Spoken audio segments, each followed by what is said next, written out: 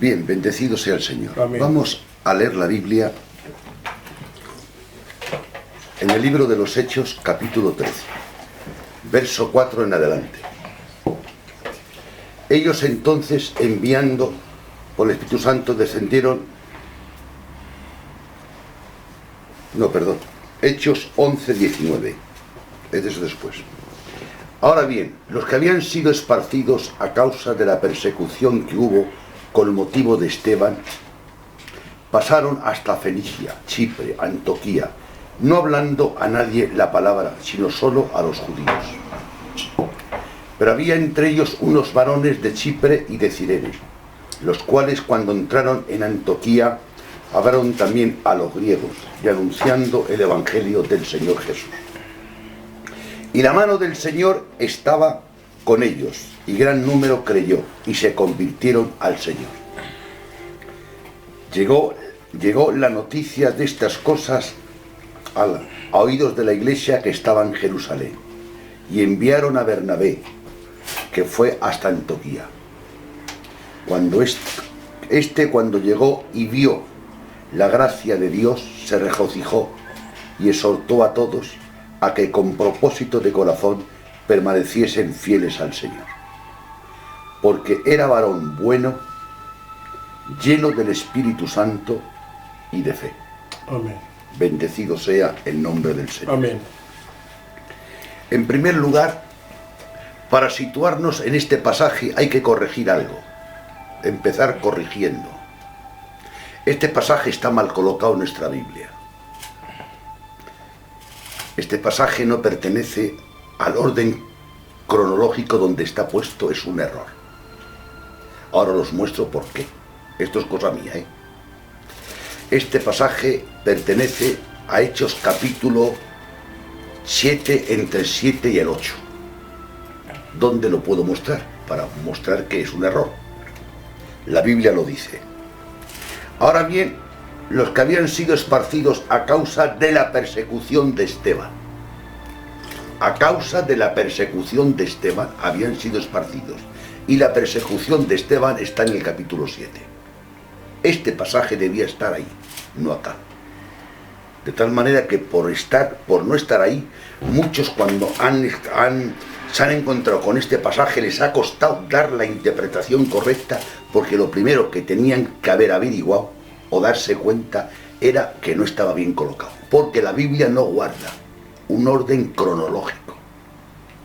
La Biblia es inspirada por el Espíritu Santo, estamos de acuerdo, pero lo que no podemos decir que es inspirada por el Espíritu Santo el orden cronológico que hay en la Biblia, ¿eh? Por ejemplo, Marcos es el primer evangelio, sin embargo está colocado en el segundo. Por ejemplo, el acontecimiento más antiguo que pasó y el libro más antiguo o la historia más antigua que hay en la Biblia es Job. Sin embargo, no está Job en el primer libro, está el Génesis. O sea, en que creemos que la Biblia es inspirada por el Espíritu Santo, pero no aceptamos el orden cronológico de la Escritura. Y eso es un detalle importante. Bien. ¿Por qué? En primer lugar, este pasaje donde está escrito es después que Pedro predicó a Cornelio, y ya digamos que la obra gentil ya iba abriéndose, y aquí estaba cerrada en este pasaje completamente. Y ahora vamos a situarnos. En primer lugar, hubo un hombre que fue un perseguidor, como todos conocemos, que era Saulo, de la iglesia primitiva, uno de los hombres importantes de la oposición, y otros hombres. Y dice la Escritura que en la persecución uno de los que mataron el primero fue a Esteban. Y el primer apóstol fue a Jacobo, pero fue como apóstol en el capítulo 12. Pero Esteban fue matado a pedradas en el capítulo 7. Entonces podemos decir que según la Biblia está registrado, fue el primero que tuvo el honor y la bendición de ser muerto hablando del Señor. Para algunos sería una desgracia, pero creo que para los hombres espirituales no puede ser eso, o interpretarlo como una desgracia, ¿verdad? Y más con el testimonio que tuvo Esteban, que antes de partir vio el cielo abierto. Hombre. Y a la derecha, de pies, al Hijo de Dios, esperándole, que normalmente está sentado a la derecha, pero se puso de pies para recibir a Esteban. Hombre. Y creo que dice la Escritura y da testimonio que los enemigos de Esteban, los enemigos, no los amigos, los enemigos, le vieron, Mario, el rostro como un ángel. Si los enemigos te ven el rostro como un ángel, ¿cómo lo verían los amigos? Y dice que los enemigos no podían resistir la sabiduría con la que predicaba Esteban. Si hablamos los enemigos, el criterio de los enemigos era ese. Alabanzas al Señor. Hubo una persecución. Por medio de la persecución la iglesia se esparció. Hablamos muy rápido a veces de la persecución. ¿Sabéis lo que significa la persecución? Aparte del peligro y del riesgo que se corre, es que por ser cristiano Roma te quitaba las propiedades. El que tenía casa se quedaba en la calle. El que tenía propiedades se quedaba en la calle. Y en aquella época, antes de la persecución, había judíos en Israel bien aposentados económicamente. Amén. Y el Evangelio económicamente le buscó la ruina. Repito, económicamente el Evangelio le buscó la ruina. Se quedaron sin casa y de cada familia siempre faltaba alguno, porque por medio de la persecución o lo cogieron preso o lo mataron. O sea que el Evangelio les trajo la salvación, la vida eterna, la bendición del cielo, pero humanamente les trajo la ruina. Ahí podríamos hablar un poquito, pero no es mi tema. Fueron esparcidos. Y cuando fueron esparcidos, la iglesia primitiva, pese al problema que llevaban en las espaldas, dice que fueron testificando, ¿no? Hablando de Jesús. Tenían ganas, tenían deseos, tenían anhelos de hablar de Dios. Si por causa de Jesús te destierran, sí. Por causa de Jesús te quedas sin casa, sí. Pero no me se quita las ganas, el celo, el deseo, el anhelo de hablar de Dios a la gente. Muy bien. Entonces la semilla fue esparcida. Pero según dice aquí, solamente hablaban a los judíos. Ahora, lo segundo que hay que consultar es en qué época estamos hablando. Hechos capítulo 10, se calcula. Yo me puedo confundir por meses, pero no más. O un año a lo mejor, pero más no. Se calcula que llevaba la iglesia primitiva 10 años, en Hechos capítulo 10. Y en Hechos capítulo 15 se calcula que llevaba casi 20 años. Pero bueno, vamos a meter 10 años. La iglesia llevaba 10 años. Y no había ningún gentil en la iglesia. ¿Sabéis por qué? Porque los apóstoles, hermano, decían que los gentiles no tenían derecho a la salvación. Ese dato es escalofriante.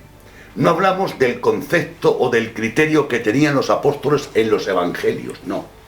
Hablamos el concepto, el criterio que tenían los apóstoles después de estar 3 años con Jesús, después que Cristo ha muerto, ha resucitado, después que ha estado Jesús 40 días, después de resucitar, hablándoles acerca del reino de Dios, después de hacer tantos milagros, después que Pedro predicó un mensaje y se convirtieron 3.000, y un segundo mensaje 5.000, después de tantos milagros, 10 años la iglesia primitiva, que vendían sus propiedades y lo daban a los pobres, con toda esa gloria pensaban la iglesia primitiva y los 12 apóstoles que ningún gentil tenía derecho a la salvación. O sea que según veo, en esto no había mucha luz. Pero el detalle que a mí me sorprende es la soberanía de Dios. ¿Sabéis quién rompió el molde? Unos cristianos tuvieron la visión esa. Los 12 apóstoles no tuvieron la visión, pese a su capacidad, pese a su ministerio. Los 12 apóstoles. Dice que hubo unos hermanos que hablaron a los griegos, a los gentiles. Era la primera vez que se hablaba a los gentiles. Si está prohibido. Los 12 apóstoles no tuvieron la visión esa. David Zurco. Fueron 2 ovejitas. Y encima la Biblia no nos da el nombre de esas ovejas. Eso me llama la atención, como el oficialismo queda desacreditado. Para recibir una visión nueva y abrir una visión nueva, los 12 apóstoles del Cordero están presentes y Dios no usa a los 12 apóstoles, ni a los diáconos. Usa a unas ovejas que salen corriendo de Jerusalén, que le van a perseguir, y no revela el nombre. Si a los hombres que abrieron esta obra, nadie sabe, hermanos, cómo se llamaban. Es fácil que si nuestra misión lo hace un par de ovejas, el responsable iría rápidamente a pararles, porque a ser ovejas no tienen derecho. Pero gracias que esto no hicieron lo que nosotros hubiésemos hecho. Alabanzas al Todopoderoso. Amén. Dice que comenzaron a hablar, y hay un testimonio muy bonito que dice: y la mano del Señor estaba con ellos, y gran número creyó y se convirtió al Señor. Hablaron, pero que cuando hablaban, dice, y la mano del Señor descendió, estaba con ellos, y gran número, no pequeño, grande, gran número, creyó y gran número se convirtió. Eso es una maravilla, ¿eh? Se convirtió al Señor, gran número. Tanto fue el ruido que hizo al avivamiento, que la noticia llegó a Jerusalén.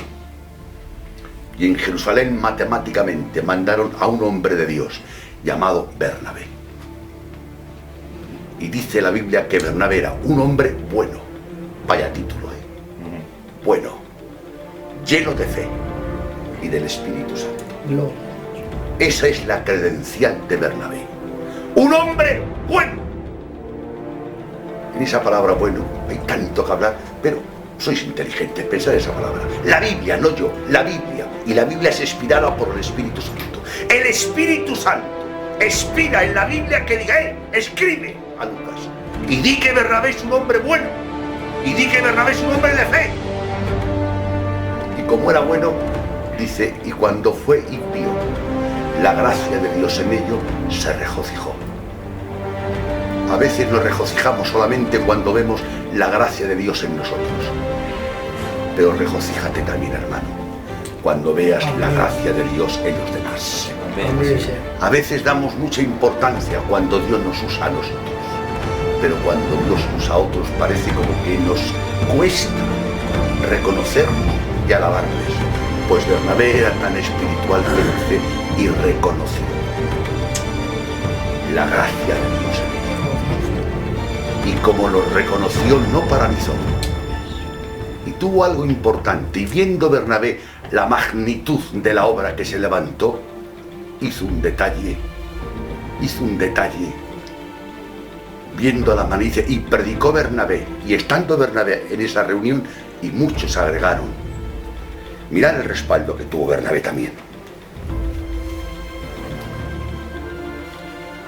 Cuando llegó y vio la gracia de Dios, se regocijó y exhortó a todos a que con propósito de corazón permaneciesen fieles al Señor. Y después Bernabé, viendo la gran obra que había, ¿sabéis qué hizo? Esto es una obra de unas magnitudes grandes. ¿Qué hago? ¿Qué no hago? ¿Sabéis qué hizo, hermanos? Me voy a buscar a un hombre especial para esta obra. ¿Qué dices, Bernabé? Me voy a buscar un hombre especial. A Pablo. Y se fue a buscar a Pablo para traerlo aquí conmigo a la obra. Pero Bernabé, Pablo es un gigante. Y su gloria y su ministerio te va a eclipsar a ti, me es igual. Lo que yo quiero es el bien de la obra. Y la obra tiene unas dimensiones tan grandes que hace falta un hombre específico. Son gentiles, los judíos no quieren predicar a los gentiles. Necesito un hombre con una mente muy abierta. Necesito un hombre que con unas capacidades fuera de lo normal. Y fue a buscar a Pablo y trajo a Pablo.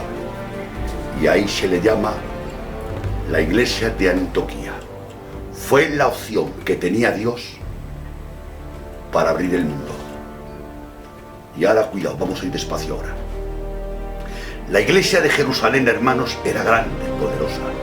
Tan grande, hermanos, que los predicadores que había en Jerusalén, como Pedro, con su sombra sanaba a los enfermos.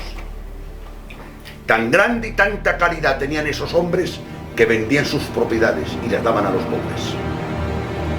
Tanto respaldo tenían que cuando predicaban 3.000 personas se convertían. Pero era una iglesia que estaba capacitada para los judíos. Y Jerusalén fue la iglesia madre de los judíos, pero nunca fue la iglesia madre de los gentiles. Ni la gloria, ni los 5 ministerios, ni los 12 apóstoles estaban preparados para hacer esa magnitud de obra. Y Dios preparó una iglesia nueva y un hombre nuevo. ¿Y a qué hombre preparó? En la soberanía de Dios. Dios ve a los 12 apóstoles orando, ayunando, buscando, predicando, enseñando. Y con tanta gloria, repito y recalco, que con la sombra de ellos los demonios salían y sanaban. Pero pese a la gloria, Dios vio que no estaban capacitados.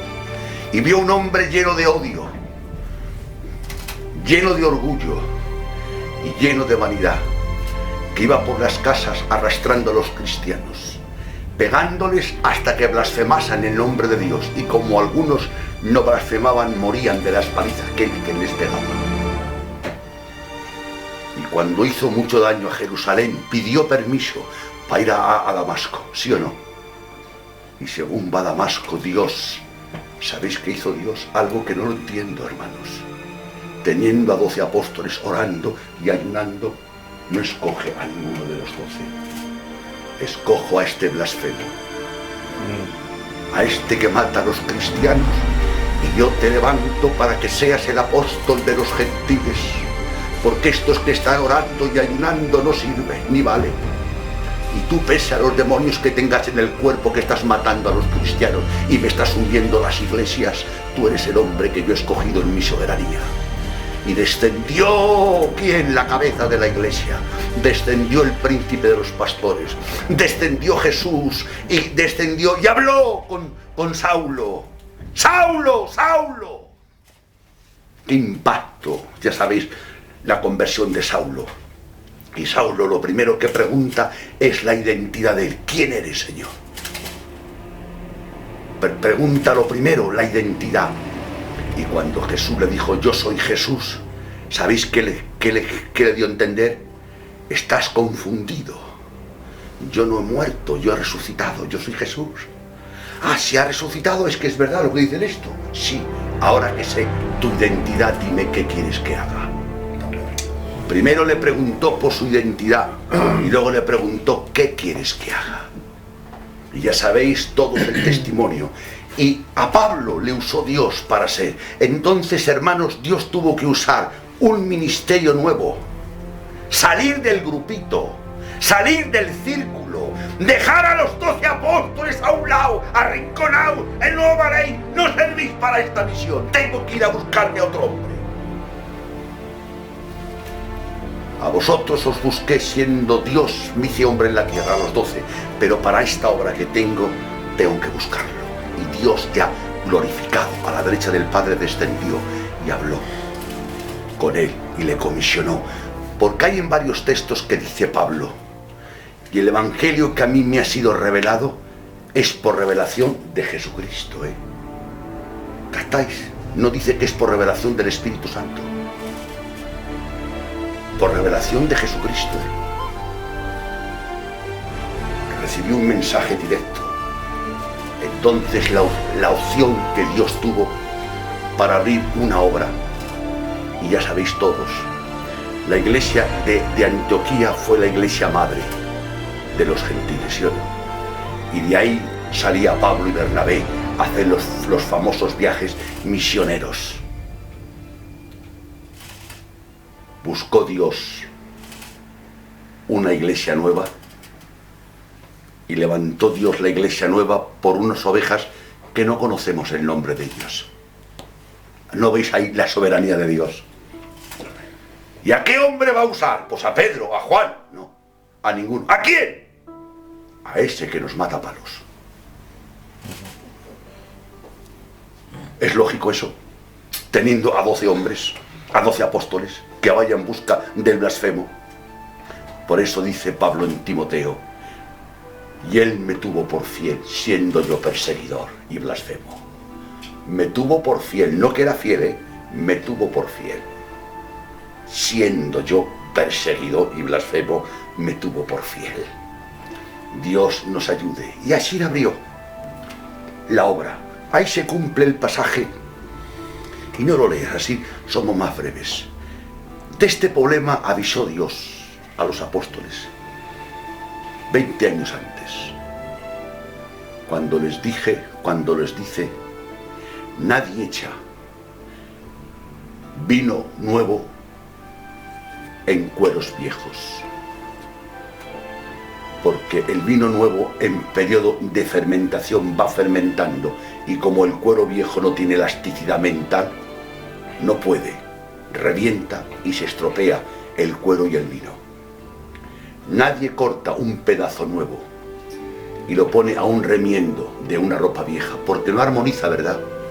Les avisó, este mensaje les avisó, pero no lo entendieron. Y yo me pregunto, hermanos, ¿tendremos ese problema nosotros ahora? Yo por lo menos hablo de mí, hablo en términos generales. No servimos para los gitanos. Llamamos a 4 paisanos educados y ven a nuestros niños en el púlpito, a los niños pequeños. Los ruidos, las cosas, no estamos preparados. Señor, haz lo que quieras, pero según tuviste poder y gloria para levantar a un blasfemo y llevarlo, ya sabéis, Pablo fue la élite, sino, claro, una cosa, pero ahora pensar 12 apóstoles consagrados, 2 apóstoles del Cordero. ¿Qué necesidad tiene Dios de buscar a otro? No era por falta de calidad, Cuidado con esto ahora, Cuidado con esto. Yo conozco a hombres que para hablar de ellos hay que lavarse la boca, que son honrados al 100% y que son fieles, que no es por falta de fidelidad, son muy fieles, pero no tienen luz. Porque me parece a mí que los apóstoles eran fieles, ¿sí o no? Y dice que no querían. Ya sabéis la palabra. Para que fuese Pedro ante Cornelio, ¿qué hizo Dios? 3 veces, ¿sí o no? 3 veces un lienzo. Mata y come. No. Y cuando ya se va esa visión, dice, y el Espíritu me dijo, vete. 3 hombres te buscan. La visión 3 veces y el Espíritu le tuvo que decir, vete. 4 veces. 4 intervenciones. ¿Y sabéis el saludo que le da, hermanos, a Cornelio nada más entrar? Un saludo que es para echarlo a la calle, pero... Bueno, ya sabéis lo inmundo que es para un judío entrar en la casa de un gentil. Ya veis el saludo que entra, predicando. Y cuando predica Pedro, ya lo sabéis todos. En Hechos 11 le hacen una reunión y tuvo que dar cuentas, ¿no? Y explicaciones, el por qué, porque has entrado en casa de un gentil y has predicado el Evangelio. Esas cuentas se la pidieron los apóstoles, ¿sabes? A Pedro. Gracias que Pedro tuvo argumentos, había testimonio, ya sabéis todos la historia, y era Pedro, que era uno de los 12 importantes. Y Dios con todo y eso, y se pasan Hechos 10, eran 10 años, Hechos 15, eran 20, Gálatas 2, se calculan que eran 35 años. Y a los 35 años Pedro se retraía de comer con los gentiles.